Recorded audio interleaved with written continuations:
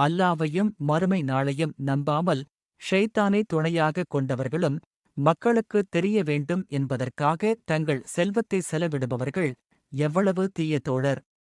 அவர்கள் அல்லாவையும் மறுமை நாளையும் நம்பி அல்லாஹ் அவர்களுக்கு அளித்தவற்றிலிருந்து செலவு செய்திருந்தால் அவர்களுக்கு என்ன தீங்கு ஏற்பட்டிருக்கும்?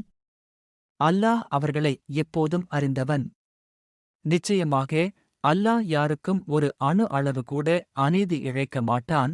ஒரு நன்மை இருந்தால் அதை அவன் பெருக்கி தன்னிடமிருந்து ஒரு கூலியை வழங்குகிறான். நிச்சயமாக ஒரு பெரிய பேரழிவு. எனவே ஒவ்வொரு சமூகத்திலிருந்தும் ஒரு சாட்சியை நாம் கொண்டு வந்து இந்த மக்களுக்கு எதிராக உம்மை சாட்சியாக கொண்டு வரும்போது எப்படி இருக்கும்? முகமதுவே, நிராகரித்து தூதருக்கு கீழ்ப்படியாதவர்கள் அந்நாளில் தாங்கள் பூமியுடன் சமமாகிவிட வேண்டும் என்று விரும்புவார்கள். அவர்கள் அல்லாஹ்விடம் எந்த உண்மையையும் மறைக்க மாட்டார்கள்.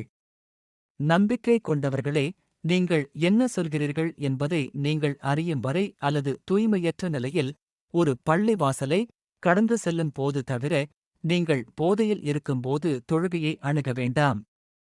நீங்கள் நோயாளியாகவோ அல்லது பயணத்திலோ இருந்தால், அல்லது உங்களில் ஒருவர் தனிமையில் இருந்து வந்தால், அல்லது நீங்கள் பெண்களுடன் உடலுறவு கொண்டபோது தண்ணீர் கிடைக்கவில்லை என்றால், சுத்தமான மண்ணால் தயம்மும் உலர்ந்து உழு செய்து அதைக் கொண்டு உங்கள் முகங்களையும் கைகளையும் துடைத்துக் கொள்ளுங்கள். நிச்சயமாக அல்லாஹ் மன்னிப்பவனாகவும் இருக்கிறான்.